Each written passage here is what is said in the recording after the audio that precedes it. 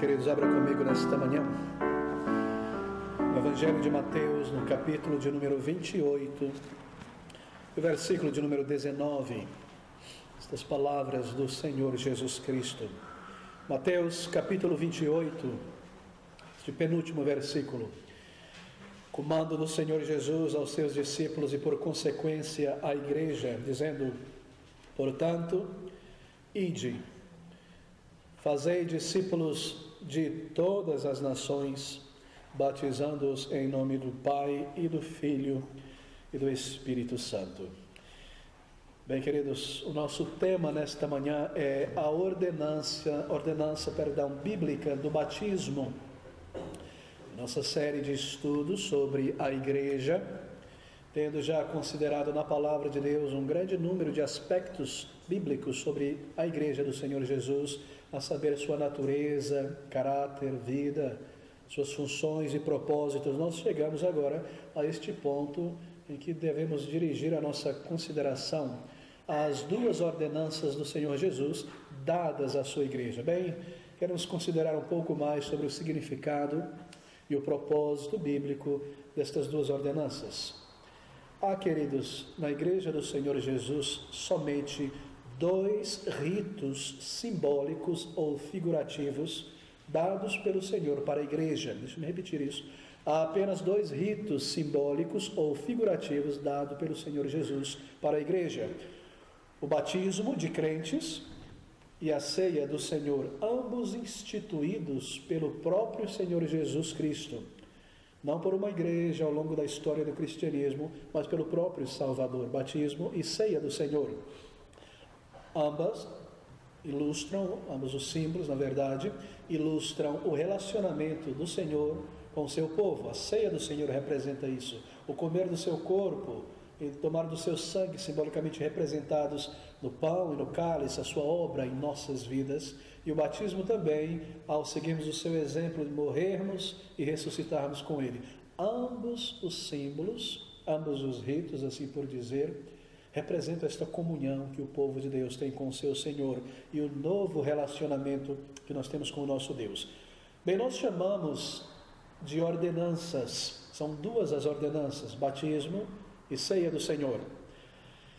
Nós preferimos usar o termo ordenança do que o termo sacramento, usado por muitos primos reformados, não é, presbiterianos, luteranos, anglicanos, porque o termo sacramento é um ranço que vem do catolicismo romano.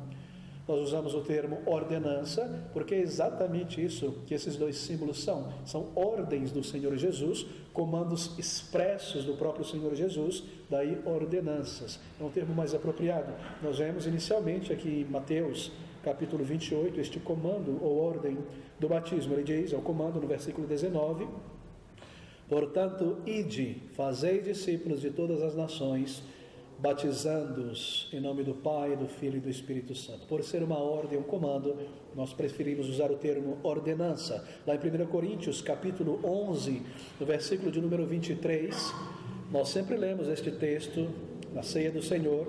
Nós temos mais uma vez a ideia da ceia como sendo uma ordenança do Senhor. Paulo dizendo: porque eu recebi do Senhor o que também vos ensinei, que o Senhor Jesus, na noite em que foi traído, tomou o pão e, tendo dado graça, partiu e disse: aqui está a ordem, tomai. Está no imperativo, não é o verbo. Tomai, comei, isto é o meu corpo que é partido por mim, por vós, fazei isto em memória de mim. São duas ordenanças e nós queremos sempre manter esse termo bíblico, não é reformado, ordenança, mais do que o termo utilizado por outros. Bem, nesta manhã em particular nós lidaremos com o batismo de crentes, a primeira dessas ordenanças. E é importante observar que o batismo cristão ou de crentes foi algo novo, introduzido pelo próprio Senhor Jesus Cristo no Novo Testamento. Ele foi introduzido por Deus através do ministério de João o Batista. Em nossa segunda leitura das Escrituras, nós aprendemos que João o Batista, vindo adiante do Senhor Jesus, como que preparando o caminho para ele, pregava a vinda do reino de Deus, a pessoa do Senhor Jesus Cristo, e o arrependimento de pecados para a vida eterna. E ele introduz ali esse batismo como um símbolo de um verdadeiro arrependimento para aqueles que haviam se arrependido. Eles eram então batizados, colocando a sua fé no Messias que já chegava, no reino de Deus que já estava ali. Agora, os judeus, eles possuíam já uma espécie de cerimônia que envolvia água, que era muito parecida com o batismo cristão. Alguns comentaristas têm asseverado que o batismo cristão é nada mais do que uma continuação daquele rito que os judeus antigos já possuíam, mas não é, porque o batismo ele é tão singular e tão particular que ele foi introduzido no Novo Testamento como um rito, ou um símbolo, melhor dizendo, tão diferente do rito que os judeus tinham. Qual era o rito que os judeus tinham? Bem, de fato, eles tinham uma espécie de rito de lavagem cerimonial para receber um não-judeu que se tornara um prosélito judeu, ou seja, um judeu no coração. E aquele indivíduo, um grego, um egípcio, um eteu, um jebuseu, um filisteu, que havia deixado seus ídolos, seu politeísmo para trás e abraçado a religião judaica, Jeová como seu Deus, deixado a sua cultura, se movido para Israel, ele seria recebido na nação através de um rito simbólico de purificação, de lavagem cerimonial. Todo o seu pelo, assim por dizer, seria raspado e ele seria lavado e também imerso algumas vezes no sentido de lavar mesmo. Esse era o rito judaico para receber um prosélito. Mas veja, o foco deste rito, não era a imersão, era a lavagem cerimonial, simbolizando que alguém tinha deixado a sua cultura para trás e abraçado a cultura e a religião judaica. Mas o batismo tem o seu foco na imersão. Ele é uma figura tão muito mais profunda, porque o batismo fala sobre conversão. O batismo fala sobre morrer para a velha vida e nascer novamente. E o batismo aponta para o arrependimento sincero e real de pecados. Os judeus tinham suas lavagens cerimoniais, mas o foco não era a imersão, volto a repetir. O método do batismo era algo completamente novo, é um método por imersão. Nós vemos isso em Mateus capítulo 3, quando o Senhor foi batizado desta maneira. Nós lemos que João o Batista batizava em lugares onde havia muitas águas, onde era possível que alguém pudesse imergir dentro da água. O símbolo do batismo era algo novo, porque representava arrependimento. Veja comigo nessa primeira leitura que nós fizemos em Mateus 3, o versículo 5 e 6, apenas para confirmar essa declaração. Mateus 3, 5 e 6. Então ia ter com ele, João Batista, Jerusalém e toda a Judéia e toda a província adjacente ao Jordão. Versículo 6. E eram batizados no Rio Jordão, confessando os seus pecados. Daqui ser um batismo de arrependimento. Lá em Atos, capítulo 19, e o versículo de número 4, após a grande pregação de Pedro, nós vemos que muitas pessoas foram salvas, verdadeiramente convertidas. E no versículo 4 desse capítulo 19 de Atos, nós lemos que Paulo disse: certamente João batizou com o batismo de arrependimento, dizendo ao povo que cresce no que após ele havia de vir, isto é, em Jesus Cristo. E aqueles que ouviram Pedro pregar foram batizados no capítulo 3, 2 em diante, porque se arrependeram de seus pecados, e nós vemos sinais de um verdadeiro arrependimento, deixaram seus ídolos, foram perseguidos por sua fé, um amor fraternal tão grande. Era isso que João Batista estava dizendo àqueles fariseus: produzam frutos de um verdadeiro arrependimento. Eles iam ser batizados, mas voltavam para o seu legalismo, para a sua arrogância. E aqui Paulo está dizendo que João batizava, nesse versículo de número 4 do capítulo 19, certamente João batizou com o batismo de arrependimento. Isso quer dizer que o batismo era um símbolo muito diferente das lavagens cerimoniais dos judeus antigos. Ele introduziu algo muito diferente. Assim, o batismo é algo novo, é algo para o Novo Testamento. E é muito importante marcarmos que há uma diferença muito grande entre essas lavagens cerimoniais dos judeus. Bem, no Novo Testamento, queridos, há uma clara conexão entre salvação e batismo. Há uma ligação inseparável entre salvação e batismo, conversão e batismo, assim por dizer. Embora eles estejam em polos diferentes, há uma ligação entre eles, porque a conversão, ela é espiritual, o batismo é meramente algo físico. Conversão é o novo nascimento, é algo operado pelo Espírito Santo de Deus. algo, outorgado do alto, da parte de Deus, não resultado da obra humana, enquanto que o batismo é realizado pela igreja, pela mão de um pastor, de um presbítero. Batismo é um símbolo externo, não tem qualquer poder para a salvação, não adiciona absolutamente nada à conversão. Conversão é a obra verdadeira, salvação é a obra verdadeira, batismo meramente um símbolo, uma figura. Tendo estabelecido isso, no entanto, nós percebemos que conversão e batismo estão simultaneamente ligados. E onde há conversão genuína, então na sequência deve também haver batismo. É isso que nós percebemos aqui na palavra de Deus. Lá, por exemplo, no livro de Atos, capítulo 8, 36, nós vemos que o etíope, eunuco, tendo crido no Senhor Jesus Cristo, foi batizado. E Filipe, para manter a teologia correta, ele ainda para e diz: é lícito você ser batizado se creres. Crer vem primeiro, conversão vem primeiro. Então, na sequência, o batismo. Embora o batismo não seja essencial para a salvação, como poderia ser, já que vem depois da conversão, todavia é requerido de cada verdadeiro crente que obedeça à ordenança do Senhor Jesus Cristo e seja batizado. Está bastante claro na Bíblia que nos dias do Novo Testamento, todo crente em Jesus Cristo estava voluntário e desejosamente pronto para obedecer o comando de ser batizado. Na verdade, as pessoas eram salvas, convertidas, e dentro de pouquíssimo tempo já eram batizadas. Eu não entrarei em detalhes quanto a isso, mas isso era algo para a época, porque a conversão era muito clara.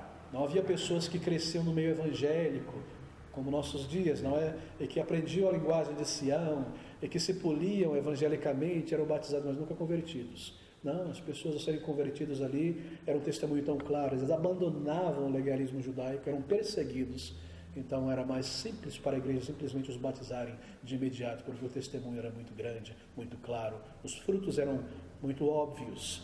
E está bastante claro na palavra de Deus. Assim, um verdadeiro crente naturalmente desejará ser batizado após a sua conversão, porque há essa ligação inseparável entre genuína conversão e então ir às águas como um símbolo daquilo que já aconteceu. Bem, é importante reafirmar também, eu espero que os irmãos tenham observado que nós estamos seguindo pela palavra de Deus, tentando lançar luz no que seja o batismo. Nós já estudamos a respeito disso, mas como estamos indo em direção à nossa membresia, a formação de nossa membresia, é de suma importância considerarmos o tema do batismo, porque o batismo é um dos critérios para tornar-se um membro de uma igreja bíblica. Mas é importante reafirmar que o batismo era para crentes em Jesus Cristo somente, porque acontece após a verdadeira conversão, nos diz a palavra de Deus. É o batismo de crentes, é o batismo daqueles que creem, como o eunuco. É lícito ser batizado, diz Filipe a ele, se creres, se houve um arrependimento verdadeiro. Aqueles que creram no dia de Pentecostes, lá em Atos 2,41, foram batizados. Lucas é bem claro ao dizer, aqueles que creram foram batizados. E nós vemos também a ordem nas palavras do próprio Senhor Jesus Cristo, que aquele que crer e for batizado. Então está bem claro o ensino da palavra de Deus, que o batismo é o batismo de crentes, apenas de pessoas que creram e foram salvas, porque crer envolve arrependimento, envolve submissão ao Senhor, uma entrega total de vida. Um bebê não pode fazer isso, um infante não pode fazer nada disso, o infante não pode entender a mensagem de salvação, crer, se arrepender, vir diante do Salvador. É por isso que ele não pode ser batizado. Seu pai não pode ser batizado por um bebê, nem sua mãe.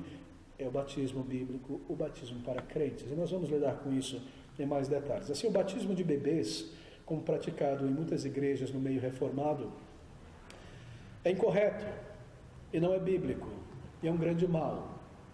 Aqueles que batizam bebês têm sido chamados de pedobatistas.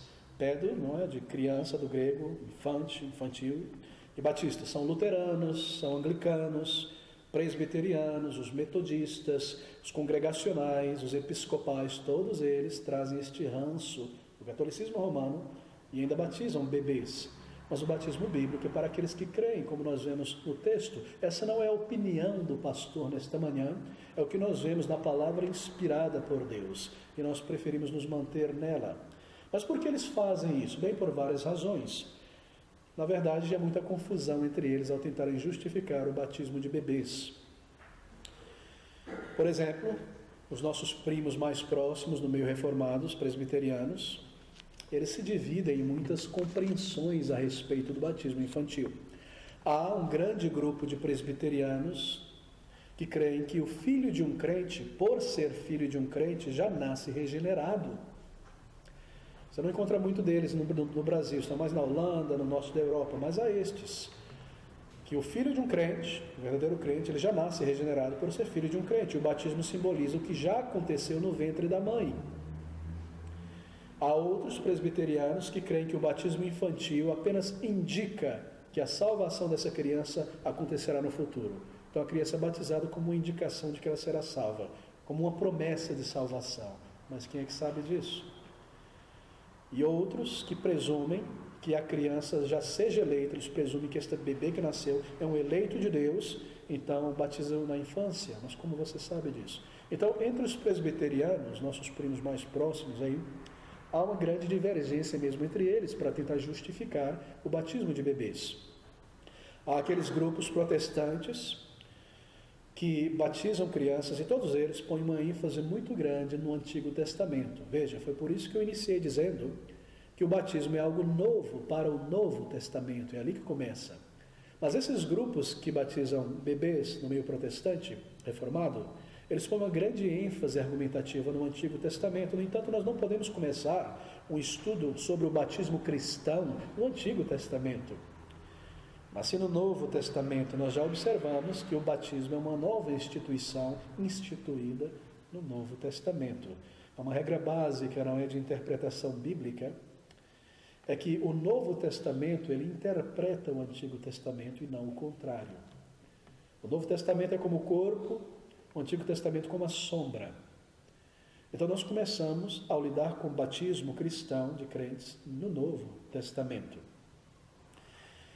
Pessoas que confessaram seus pecados a Deus, pessoas que mostraram frutos de verdadeiro arrependimento, foram então batizadas, nós lemos no livro de Atos, e adicionadas à sua igreja. Nós não encontramos em todas as páginas da Bíblia nenhum único sequer exemplo de um bebê, de um infante sendo batizado. Pare para pensar comigo. Não há mesmo nenhum comando bíblico para que bebês sejam batizados na igreja. E esses dois fatos já deveriam ser o suficiente para cessar toda a controvérsia na questão de batismo infantil. A simplicidade desse argumento é poderosamente convincente, não é? Nenhum exemplo na Bíblia de um bebê sendo batizado, nem um comando direto na Bíblia para batizar esse bebê, nem uma referência na palavra de Deus. De onde é que surgiu então de formulações teológicas indiretas? De onde então aqueles que praticam o batismo de bebês recém-nascidos tiraram sua base para uma prática como essa? Bem, deixa-me gastar um pequeno minuto nisso aqui. Primeiro, essas igrejas protestantes que ainda batizam bebê, elas trazem um ranço do catolicismo romano, porque essa é uma teologia que surge no catolicismo romano na idade medieval. Você não encontra isso nos primeiros séculos da igreja. Isso é trazido dali. E em segundo lugar, nós lidaremos com mais tempo nesse segundo ponto, esses grupos protestantes colocam uma ênfase muito grande lá em Gênesis capítulo 17, na promessa dada por Deus a Abraão, onde Deus fala com Abraão em referência à aliança que ele faz com ele e os seus descendentes. Abra comigo então em Gênesis, capítulo 17, versículos de 1 a 13. Gênesis 17, lerei todos esses versículos. Sendo, pois, Abraão da idade de 99 anos, apareceu o Senhor a Abraão e disse-lhe: Eu sou o Deus Todo-Poderoso, anda em minha presença e ser perfeito. E porei a minha aliança entre mim e te multiplicarei grandissimamente. Então caiu Abraão sobre o seu rosto e falou Deus com ele, dizendo: Quanto a mim, eis a minha aliança contigo. Serás o pai de muitas nações. E não se chamará mais o teu nome Abrão, mas Abraão será o teu nome, porque por pai de muitas nações te tenho posto. E te farei frutificar grandissimamente, e de ti farei nações, e reis sairão de ti. E estabelecerei a minha aliança entre mim e ti e tua descendência depois de ti, em suas gerações, por aliança perpétua, para te ser a ti por Deus e à tua descendência depois de ti. E te darei a ti e à tua descendência depois de ti a terra de tuas peregrinações. Esse é o segundo elemento da aliança. O primeiro foi ser uma grande nação, promessa. Agora a segunda promessa é dar a ele a terra de tuas peregrinações, toda a terra de Canaã, em perpétua possessão, e ser-lhe-eis o seu Deus. Disse mais Deus a Abraão: tu, porém, guardarás a minha aliança, tu e a tua descendência depois de ti nas suas gerações. Esta é a minha aliança que guardareis entre mim e vós e a tua descendência depois de ti, que todo homem entre vós será circuncidado, e circuncidareis a carne do vosso prepúcio, e isto será por sinal da aliança entre mim e vós. O filho de 8 dias, pois será circuncidado. É por isso que entre os protestantes, pedobatistas, se batiza a criança com 8 dias. Todo homem nas vossas gerações, o nascido na casa e o comprado por dinheiro a qualquer estrangeiro que não for da tua descendência. Com efeito, será circuncidado o nascido em tua casa e o comprado por teu dinheiro, e estará a minha aliança na vossa carne, circuncisão, por aliança perpétua. Bem, esse é o texto. Deus faz uma aliança aqui com Abraão, mas veja, essa é uma aliança que está apontando para a vinda do Messias. Qual é a parte de Abraão nesta aliança? Porque em um contrato e uma aliança há sempre duas partes, não é? A parte de Abraão neste contrato não é mais do que crer e obedecer. É fé. E o símbolo, o selo que marcaria esta aliança que um dia aconteceu, seria a circuncisão de todo homem. Então as promessas prometidas seriam entregues. Bem, os argumentos que aqueles que batizam infantes seguem são os seguintes: como uma promessa foi feita a Abraão e a sua semente, os seus descendentes, todas as 12 tribos, os seus filhos, netos, bisnetos, foi para Abraão e todos aqueles que descendessem dele. Então as promessas do Evangelho são para crentes e seus descendentes sanguíneos. Percebeu o raciocínio de nossos amigos? Então, se um crente está aqui salvo, a promessa é dada a ele e também ao seu filho biológico. Não batiza a criança como o judeu circuncidava o seu filho. Também as promessas do Evangelho são para os seus descendentes. Segundo, como aquele sinal daquela aliança, da promessa que Deus fez a Abraão e os seus descendentes era a circuncisão, então isso foi administrado, esse sinal, em Abraão, seus filhos, seus netos, bisnetos, etc. Assim, o sinal do selo da nova aliança era da graça. Na opinião deles é o batismo, deve ser administrado a crentes e aos filhos que eles tiverem. Esse é o centro do argumento do pedobatismo. Eles se baseiam nesses elementos do Antigo Testamento, mas nós já vimos que conversar sobre o batismo cristão, nós devemos partir do Novo Testamento. Quais são as promessas contidas na aliança de Deus com Abraão? 3 nós vimos. Abraão, embora incapaz de ter qualquer filho nessa altura da vida, ele teria milhões de descendentes. Segundo, a sua descendência herdaria uma terra imensa, Canaã, terra prometida. Terceiro, Deus seria o seu Deus e estaria visivelmente, por um símbolo, habitando no meio do seu povo. Abraão deveria, por sua parte, crer nessa promessa, circuncidar a si mesmo seus filhos, e ele seguiria em frente pela fé. Qual foi o cumprimento, então, veja, inicial desta promessa que Deus deu a Abraão? Cumprimento inicial. Abraão, de fato, se tornou um pai de uma imensa nação, não só de judeus, como de ismaelitas, árabes. Eles alcançaram a terra prometida de Canaã, por todo o tempo que foi prometido. Eles alcançaram todos, embora os dispensacionalistas dizem que não, está lá em Josué capítulo 21, tomaram posse de tudo. Terceiro lugar, a bênção da presença de Deus no meio do seu povo, que fora prometida na aliança com Abraão, foi materializada visivelmente no tabernáculo de Israel e posteriormente no templo. Deus estaria no meio do seu povo, ali pelo templo, a arca e as leis e os sacrifícios.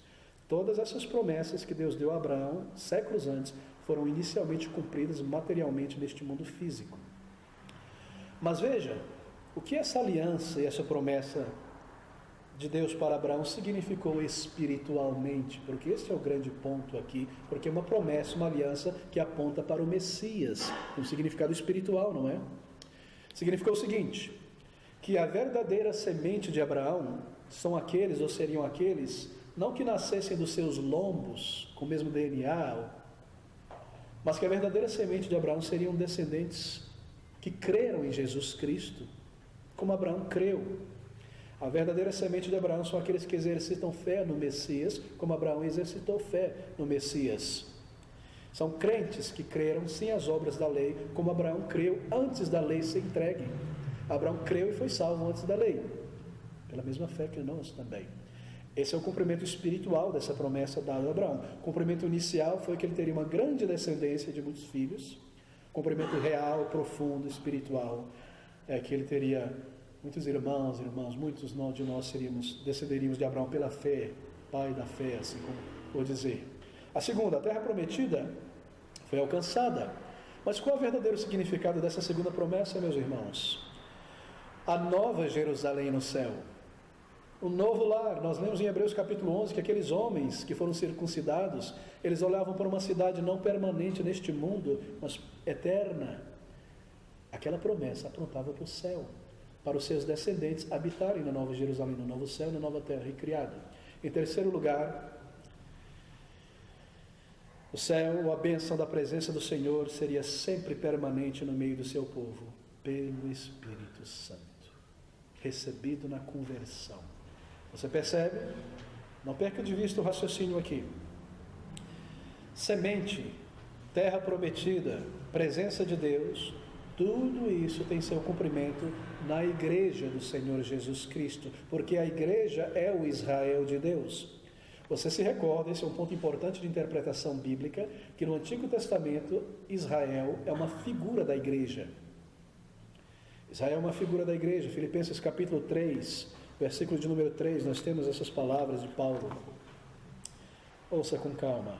Filipenses 3, porque a circuncisão somos nós, que servimos a Deus em espírito e nos gloriamos em Jesus Cristo e não confiamos na carne ou na circuncisão da carne. Você percebe como as promessas são espirituais, assim como as profecias também. Está aí. Uma circuncisão pertenceu somente à nação de Israel enquanto nação, era circuncisão física, porque era um símbolo para a vinda do Messias e o povo de Deus, espiritual. Isso foi dado àquela nação enquanto ela existisse neste mundo como um Estado-nação em um país, em um espaço geográfico. Então este foi o significado profundo e eterno da promessa de Abraão, de um Messias que viria, de um novo céu e de uma nova terra, e da presença contínua de Deus com o seu povo. Não meramente a promessa de uma terra neste mundo, um templo de pedras e coisas como essas. Aqueles eram símbolos de realidades espirituais. Volte agora ao nosso ponto do batismo infantil, porque nós começamos aqui. Os únicos batismos descritos na palavra de Deus são de crentes, que pressupõem que as pessoas batizadas já pessoalmente, conscientemente, depositaram a sua fé no Salvador, como Abraão fez. Algo que um bebê não pode fazer. Veja, o batismo cristão não é um paralelo da circuncisão de Israel. Esse é o argumento utilizado pelos pedobatistas. Assim como havia o povo de Deus e a circuncisão, há agora o povo de Deus e o batismo. Mas o batismo não é um paralelo da circuncisão, porque falam sobre coisas tremendamente diferentes, e Paulo responde isso lá em Colossenses 3. Nós não voltamos para esse texto, mas ele diz o seguinte: o verdadeiro batismo ou circuncisão de Cristo é a do coração. Você percebe? É um novo nascer, é um nascer de novo. A circuncisão, como um símbolo da aliança, ele era imperfeito de propósito. Por quê? Porque a circuncisão era somente de homens. Metade da nação estava de fora do símbolo, não é? As mulheres. Mas o batismo é para homens e mulheres, salvos pela graça.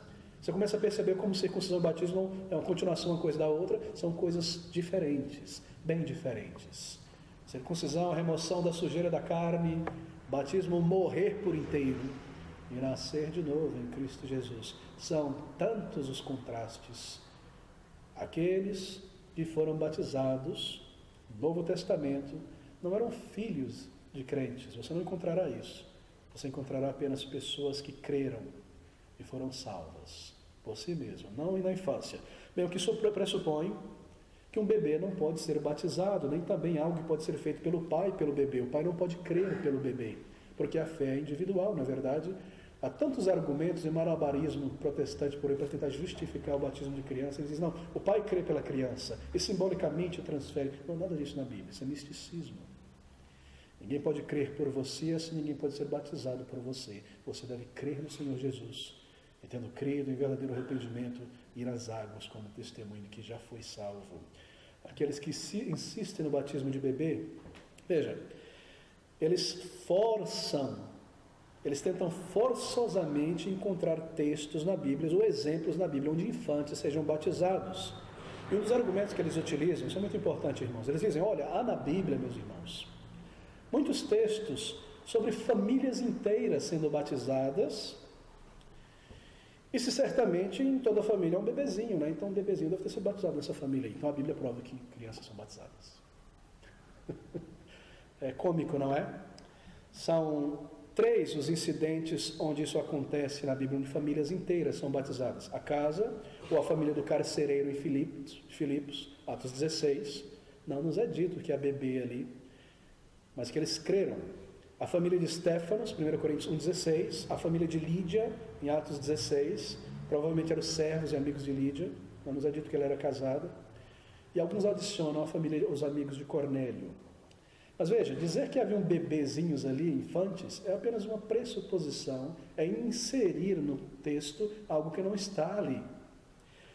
Imaginar que essas famílias tinham bebês que foram batizados é forçar o texto. Quando nós lemos e percebemos algo de importantíssimo no texto dessas famílias sendo batizadas, que Paulo pregou a todas elas, e tendo eles crido, então foram batizados. Abra comigo em Atos 16, 32, apenas um exemplo desses vários mencionados. Atos 16, 32.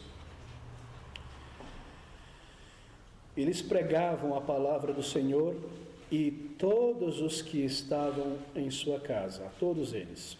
E tomando-os ele consigo naquela mesma hora da noite, lavou-lhes os vergões, isso é o carcereiro, e logo foi batizado ele e todos os seus. E levando-os à sua casa, lhes pôs à mesa, e alegrou-se de que com toda a sua casa havia crido em Deus. Você percebe isso aí? Muito importante. Aqueles que foram batizados na casa desse carcereiro de Filipe, eles ouviram o evangelho de Paulo sendo pregado e eles creram. Um bebê não pode fazer isso. Crer numa mensagem racional que diz que eu sou um pecador, que eu preciso dobrar o joelho diante de Cristo, me arrepender e confessar. Somente aqueles que creram. Não há bebês aqui. Aqueles que foram batizados foram pessoas que creram. Isto, eles mostraram sinais de uma verdadeira fé. Não há bebês sendo batizados em nenhuma dessas passagens, somente pessoas que creram. Bem, às vezes, você ouve no noticiário, não é? Isso é triste, de policiais corruptos tentando plantar evidências em um crime. Eles colocam uma arma, não é? Ali para dizer que o motorista daquele carro tinha uma arma ali, ou colocam droga no bolso, um pacotinho da pessoa para incriminar. Policiais corruptos. Os nossos amigos pedobatistas estão plantando bebezinhos em passagens onde não há bebezinhos, para tentar incriminar aqui, né, a palavra de Deus de alguma maneira. Não há bebezinhos sendo batizados aqui. Isso tem sido plantado por nossos primos. Bem, argumentam eles que nenhum lugar na Bíblia proíbe que crianças sejam batizadas. Mas isso é verdade, mas é um argumento muito fraco, não é? Nós batizamos porque a Bíblia em nenhum lugar proíbe. Então não tem nenhum versículo que diz, não batizarás bebês. Crentes não deveriam fazer algo na igreja simplesmente porque a Bíblia não os proíbe. É o contrário, na igreja nós só fazemos aquilo que a palavra de Deus comanda de uma maneira direta a realizar. Nós temos textos bíblicos comandando isso. Quando as pessoas estão desesperadas para manter certas doutrinas, elas começam a se tornar um tanto ridículas no seu argumento, não é verdade?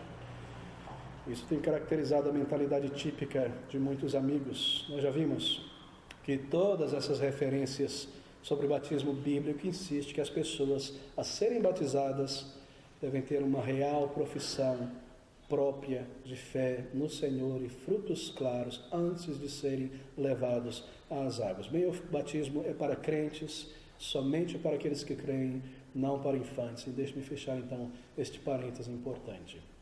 Está um grande erro aqui então, queridos. Quando pais, avós, tios querem forçosamente levar seus filhos a serem batizados. Eu já vi isso acontecer muitas vezes. Eles querem que a criança esteja no meio cristão de alguma maneira e começam a convencer essa criança, tem que ser batizada, tem que ser batizada. Daqui a pouco a criança é batizada, mas talvez nunca foi salva. E uma pessoa institucionalizada na religião antes mesmo de ser convertida. Isso é uma grande crueldade, porque isso trará à mente dela uma percepção de que talvez ela já fez tudo certo, está salva, já fui batizado, já passei pela classe, eu estou bem, quando ela nunca buscou o Salvador. E isso protelará por muitos anos a sua busca, até que um dia, pela graça de Deus, ela descubra ser um pecador. Aí comece a buscar o Senhor. Então nós vemos a grande dificuldade, mesmo no meio evangélico batista, de uma questão como essa. O batismo vem após uma verdadeira conversão. Mesmo aqui em nossa congregação, para crianças que realmente foram salvas, e há sinais claros, bíblicos, por prudência bíblica, nós esperamos chegar à adolescência, aos 16 anos, para então batizá-las. Porque a adolescência é uma fase de tamanha turbulência que realmente prova o novo nascimento em muitas pessoas. Então nós esperamos, por prudência bíblica, esse período, mesmo para crianças que realmente, de fato, nasceram de novo em nosso meio. Bem, queridos, mais um ponto importante sobre o batismo. Ele deve ser administrado pelo método bíblico, que é a imersão. A própria palavra batismo, em português, é uma transliteração de um termo grego, baptizo. Nós tiramos dali. E esse termo grego, ele significa imergir. Na Bíblia, o termo batizar, no grego, significa imergir.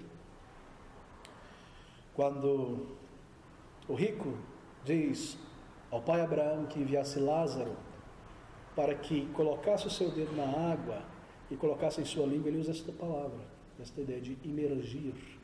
É a mesma palavra utilizada em suas derivações aqui. Assim, do ponto de vista linguístico, bíblico, batismo é por imersão e não por aspersão no rosto. Esse é o batismo bíblico. Nós temos aqui os exemplos de batismo na Bíblia que também indicam, linguisticamente, e pelo exemplo também nós vemos que batismo é por imersão. O Novo Testamento, por exemplo, sempre aponta para uma grande quantidade de água necessária para o batismo. João Batista, nós lemos ali, ele batizava numa região do Rio Jordão onde era muito fundo. O Rio Jordão ele passa por partes muito estreitas, muito rasas e por áreas muito profundas. E uma dessas onde estava João Batista, porque havia água suficiente para imergir um adulto, trazê-lo de volta, é claro. Os exemplos que nós temos na Bíblia de pessoas sendo batizadas indicam imersão. Por exemplo, o etíope sendo batizado por Filipe.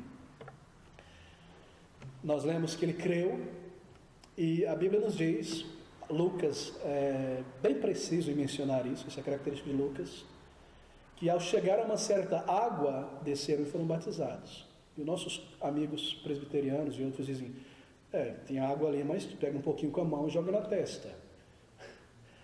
Mas eu tenho certeza que o etíope já carregava sua garrafinha d'água, né, para viajar por tantos quilômetros, e poderia ser feito antes de chegar a uma certa água. Então esta água é uma água profunda o suficiente, realmente, para o batismo por imersão. O Senhor Jesus entrou na água. Se você vê algum quadro de Jesus tendo João Batista derramando água na sua testa, isso é uma blasfêmia, porque isso não é bíblico. Ele próprio que instituiu o símbolo não quebraria o seu símbolo. Morte, entrar na água como ele entrou no túmulo, sair da água como ele ressuscitou dentre os mortos, sinal de uma nova vida em Cristo Jesus. Assim, todos os exemplos, a própria palavra apontam para um batismo por imersão. Segundo, o batismo bíblico é trinitariano, ele deve ser feito em nome do Pai e do Filho e do Espírito Santo, não apenas no nome do Filho, como alguns praticam. Aqueles que negam a divindade de Cristo fazem isso. Ele deve ser, como nós vemos em Mateus 28, 19, a pessoa batizada em nome do Pai e do Filho e do Espírito Santo, porque a salvação é uma obra da Trindade, essa é a aliança da graça. Quais são os benefícios, então, do batismo planejado pelo Senhor? São muitos. A grande pergunta para nós é o seguinte: por que o Senhor insiste e comanda o batismo de toda pessoa salva, convertida? O que o torna tão importante, tão especial, tendo em vista que não contribui nada para a salvação de alguém? Bem, foi o Senhor Jesus quem planejou o batismo. Nós temos tantas lições aqui. Primeiro, o batismo ajuda um crente a consolidar o seu próprio testemunho e a expressar. As pessoas em volta não viram o Espírito Santo vir habitar em sua vida. Ele está mostrando para as pessoas o que aconteceu, que ele morreu para aquela velha pessoa e nasceu. Assim, eles convidam as suas famílias e amigos e dizem: olha o que aconteceu comigo já. Eu morri para este mundo e para esta vida, eu sou uma nova criatura. Estou mostrando para vocês tudo isso. Imprime a experiência de conversão na mente, não é? A gratidão, a certeza do salvo é reforçado. Se a conversão for interior, então ela deve agora ser expressa, inicialmente, simbolicamente, pelo batismo, então por uma vida santa neste mundo, com pessoas que ressuscitaram de novo, como diz Paulo em Colossenses 3, se já ressuscitastes com Cristo, buscai as coisas que são do alto. Representa o comprometimento de obedecer o Senhor, de ser fiel a Ele, de segui-lo. Ele entrou nas águas, Ele saiu, nós vamos juntos com Ele. Representa isso também. Um outro benefício do batismo, que o batismo ajuda a igreja. Porque assim como a ceia do Senhor mantém o Calvário sempre diante dos nossos olhos, é importante ter uma ceia regular. Posteriormente nós teremos de 3 em 3 semanas, não apenas uma vez por mês. Porque isso nos traz de volta a perspectiva do Calvário e da eternidade. Na verdade, mantém santificação diante dos nossos olhos. Eu não poderia chegar à mesa do Senhor sem estar agindo corretamente diante do Senhor, confessando meus pecados. O batismo também, lembra que a conversão é o nosso negócio mais importante neste mundo. Levar o Evangelho da graça redentora a outras pessoas para que sejam salvas. O batismo nos recorda sempre isso. Coloca a necessidade e a glória do evangelismo na posição mais proeminente da igreja. A nossa obra suprema, a obra suprema do Salvador. Trazer o evangelho da graça redentora para a conversão. O batismo ele ajuda não crentes também, porque ele enfatiza uma linha de distinção muito clara entre ser salvo e não ser salvo. Veja, há muitas pessoas ainda não salvas que frequentam uma igreja por muitos anos. E o tempo vai passando, não é? E elas vão se tornando acostumadas com o Evangelho, vão se moldando mais ali, se tornando mais evangélicas, no seu agir, no seu palavreado. E nós começamos a nos tornar acostumados com eles também. E essas pessoas se tornam inquiridores permanentes por muitos anos, crentes nominais apenas, quase crentes. Mas então eles são confrontados com o batismo. E confrontados com claro chamado ao arrependimento, e a necessidade de buscar o perdão no Salvador. Esses quase crentes, eles percebem que deve haver uma resposta à mensagem do Evangelho. E que nada a não ser um novo nascimento é cristianismo genuíno. Quando eles veem o batismo de alguém, isso traz à mente delas que há uma distinção clara entre nascer de novo ou simplesmente se juntar a uma igreja. E o testemunho do batismo fala poderosamente aos não crentes. No que diz respeito a espectadores incrédulos que não estão buscando a Deus, estão ali na igreja por alguma razão. O batismo ele coloca uma cerca visível ao redor da família de Deus e nos diz que se tornar parte da família de Deus é uma experiência de conversão, e isso é essencial, não é simplesmente se juntar às atividades ou coisas como essa. Todos são lembrados que a igreja não se trata simplesmente de um hall de membros ou de um grupo de pessoas meramente que reconhecem e aceitam o ensino cristão. O batismo declara poderosamente que é a união de pessoas que já nasceram de novo. E isso recorda, em cada batismo, as pessoas que estão ali como espectadores. Há uma distinção evidente entre morte espiritual e vida espiritual. E quando nós aprendemos isso, não é de se admirar que o Senhor tenha criado o símbolo do batismo, não é? A sabedoria do Senhor para a igreja. Bem, nós já mencionamos que o batismo é um símbolo, uma ilustração. Mas ilustra o que exatamente? O ato de batizar uma pessoa pelo método bíblico, da imersão e trazê-lo de volta da água, é uma ilustração poderosa. Primeiro, é uma figura de obediência. A ordem do Senhor é arrependei-vos e cada um seja batizado. Isso simboliza que nós já obedecemos o chamado do Evangelho ao arrependimento. E agora estamos obedecendo o comando de sermos batizados também. O batismo é uma figura perfeita da obediência espiritual, como nós vimos. Por exemplo, o método é sempre o mesmo. Seja o batismo de uma pessoa rica, famosa, pobre, desconhecida. O batismo permanece o mesmo. Entrar na água e sair da água. Não há espaço para individualismo no batismo. Não há espaço para expressões. Ninguém pula de um trampolim na água, coisas desse tipo. Ou entra de mantos maravilhosos. É a mesma coisa. É o mesmo símbolo. Não há um método diferente para o rico, para o pobre, para o jovem. Todos se submetem ao mesmo método. Mostra que há um só caminho de salvação, fé no Senhor Jesus, morte para a velha vida, submissão ao Senhor. O batismo proclama obediência a Cristo como o único caminho, não é?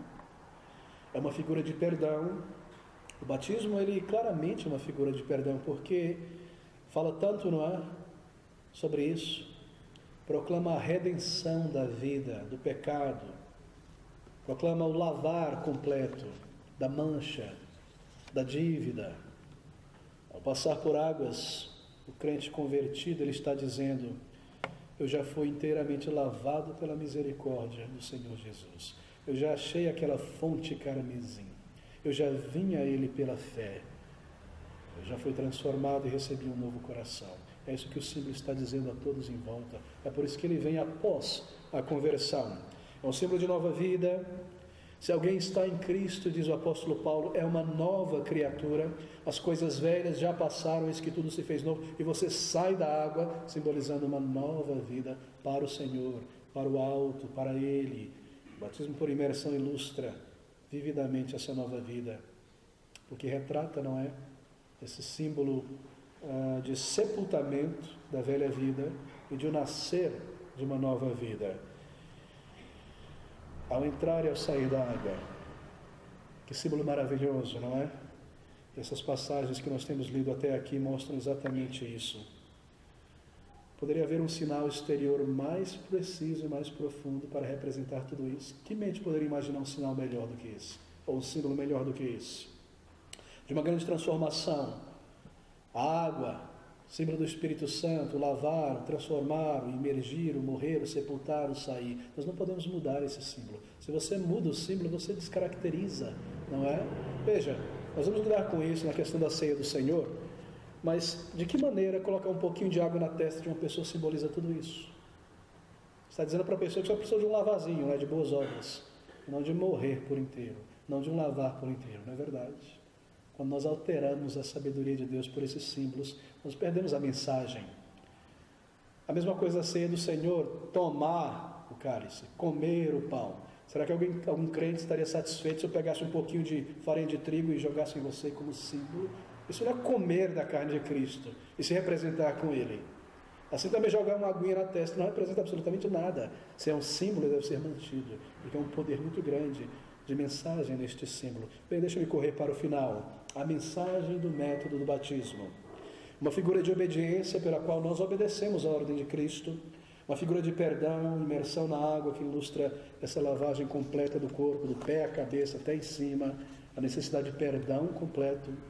Uma figura de vida nova, na qual o retrato de sepultamento e ressurreição ilustra essa mudança radical de vida. Morremos para a velha vida, a fim de receber uma nova vida convertida com Cristo. Uma figura de identificação, na qual nós trilhamos os passos do Salvador. Literalmente ele foi batizado, e nós também. Ele é o nosso precursor na glória eterna, nós nos identificamos com ele.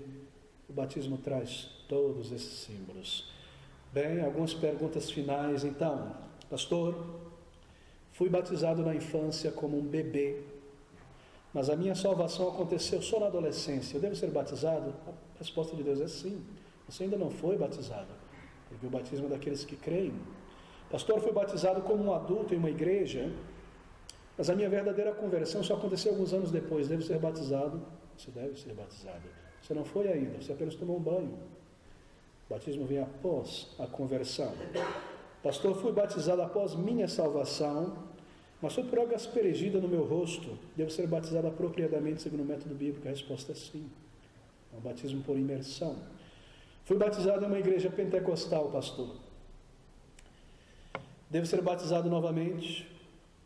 Bem, se o método foi bíblico, imersão, se foi após a verdadeira conversão, você estava cônscio de salvação, se foi trinitariano, então não há necessidade de ser batizado novamente. É um batismo bíblico, após a conversão, cônscio de arrependimento, trinitariano e com o método bíblico. Bem, nós paramos por aqui, há muitas perguntas a serem respondidas. Você foi salvo? Você foi batizado após a conversão? Se não, querido, você deve buscar e obedecer e submeter ao comando do Senhor Jesus e ser batizado de verdade pela primeira vez. E que o Senhor nos abençoe e nessa formação da membresia nós sempre mantenhamos em vista a verdade e o ensino da palavra de Deus sobre este símbolo glorioso.